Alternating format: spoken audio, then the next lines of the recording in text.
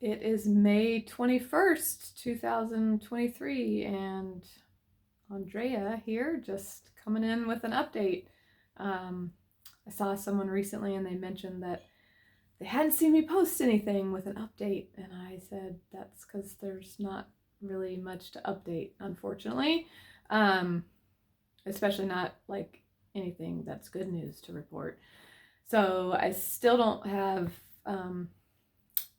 use of my dominant hand, my right hand. And at this point, I'm not holding out a lot of hope that things are going to really improve much at this point. It's been 9 months. Things have gotten a lot worse recently, actually, from where I was at my best. That is because of using my hand. Like if I use it at all, it gets worse. Usually it would recover, and now it's not recovering at all. And I'm really hoping that that is because I'm due for my second infusion. So I'm getting my what they refer to as disease modifying treatment or medication next week. So I'm on an infusion that at least for the time being will be every 6 months. That will change in the future, possibly dependent upon blood work as I go forward, but usually the first several years it's every 6 months. And so I'm getting number 2 on Thursday, this coming Thursday, so that's coming up really soon. But yeah, the crappy thing is that barely doing anything with my hand constitutes overuse these days, like, or just in general this whole time. I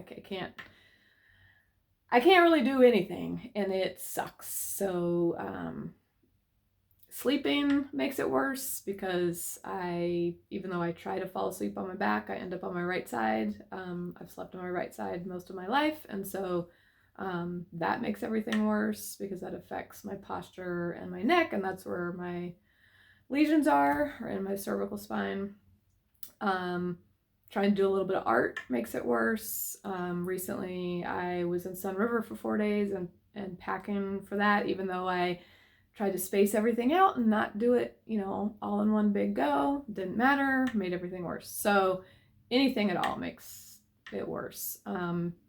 But my hand has improved more than it was at the worst when it was my entire arm that I couldn't use. So for that, I'm thankful. But because of that, it makes it very difficult for me to not use my right hand. Like it's just, I'm 47. I've used it for 47 years, 46 and a half when this started. And so it's really hard for me to retrain that. The other problem is that I get tendonitis in my left shoulder and arm like regularly all the time from having to use my left arm so much. And I'm somebody who just gets tendonitis really easily, most likely because I have Ehlers-Danlos that's never been diagnosed appropriately. But I've always had issues with ligament stuff, so that's not anything new, but it sucks because I really just can't do much of anything. So I have been depressed since the second flare. When everything first started, actually in August, and the diagnosis came in September, I was really positive and doing well, but the second flare hitting in November kind of took it out of me, and that one also was in my brain, and so that was a different type of flare, and it affects me very differently than the ones in my spinal cord. So yeah, so I'm still depressed. I'm unable to do the most basic things. I can't fix meals for myself because I can't cut things up. I can't do art. I can't type. I can't garden. I can't ride my new bike that has less than 50 miles on it that I got last year, or use my origami paddler. I'll likely never snorkel again or even travel abroad, which sucks because those are my 2 most favorite things. Even bathing is a chore, so I usually am only taking a shower twice a week because, scrubbing things takes hands. Anyway, So my life has gotten extremely small. I watch a lot of educational stuff on YouTube. Thank God for YouTube. And I'm listening to tons of audiobooks because I can't read a book because you have to hold a book with your hands, and that is difficult. So, like, when I say I can't do anything, I'm not over exaggerating this. Like, you try tying an arm behind your back and see how you get along in your day. It's really difficult. So I walk the dog and watch stuff on Netflix and Freebie and YouTube, and that's really about it. So I don't make for good company these days. And I haven't really been on social media because I am just mentally not in a place where I could be on social media seeing all of the living that everyone else is getting to do, when I can't really do much of anything. So it's just simply too painful right now. That might change, but right now I've just lost so much. I'm not in a place where I can be on social media with any regularity at all. Even my favorite place, which I used to always be on Instagram, was my happy place, because I have my stream dedicated to like art and photography and the things that I love to look at. But that makes me depressed because I can't do those things. So, or not easily anyway.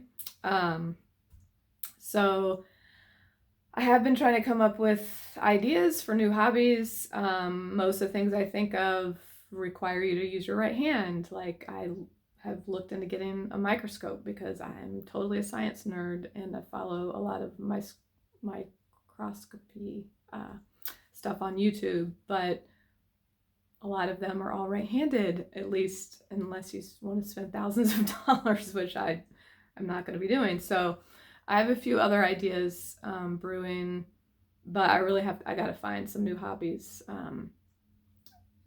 I have to find something else to do, or it's not good. One of the things I'm looking at doing is training Dee Dee further, possibly doing scent work with her. We're having some problems with her because I'm sure she's picking up on my energy from my illness and everything that's been going on, as dogs so often do, and that's not really been good for her. So yeah, I mean, life is going towards that busy season when Dan and I are usually traveling and doing fun things, and unfortunately I'm not planning on partaking in most of that this go round. So that kind of sucks because getting ready to go out of town somewhere is so much work that it destroys my hand. But staying home by myself is not good for me either. So yeah, I don't know what that's gonna look like. There's two things that I know I'm gonna do, and everything else will just depend how things are going. I got some notes here. I'm flipping my notes over. Anyway, yeah, so that's really my update. So the next infusion of Rituximab is this Thursday, the 25th, as I mentioned. It's only the second infusion, so there's actually still a very small chance of anaphylaxis. So there's that. Hopefully it'll go okay. The first one wasn't horrible. So that's Thursday morning, bright and early, 8 a.m.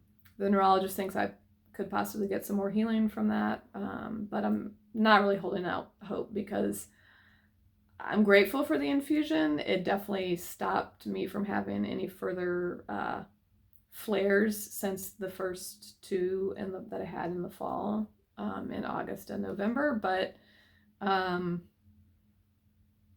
I didn't get any direct healing from that, not even from the steroids.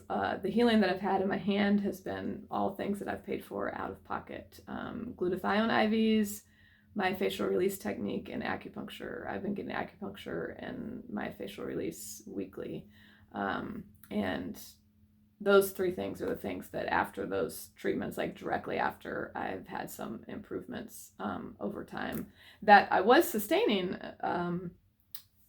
some of those improvements until this last month. Like, everything has backtracked pretty severely. So Anyway, so that's frustrating. So maybe something good will come out of the infusion, but if all it does is stop me from having another flare, I'm good with that. That's good news. And I'm really grateful that at least I can move my arm, because I couldn't do that before. But basically my hand is like this most of the time. It's very difficult for me to straighten it out. I mean, I can straighten it, but it doesn't feel good. It hurts. And I don't have the flexion in my wrist. Like, I can't do this with my other hand. I bumped it once by accident, and that hurt like holy yeah. So none of that is good. And I'm especially grateful to Dan for taking care of me. He actually has a sprained wrist right now, and it's his right hand, and he's right-handed. So we really make a pair. Luckily, that's going to heal, so he should be okay in a couple weeks. But I'm so grateful for everything that he's done, stepping up to do all the stuff that I used to do and can't do.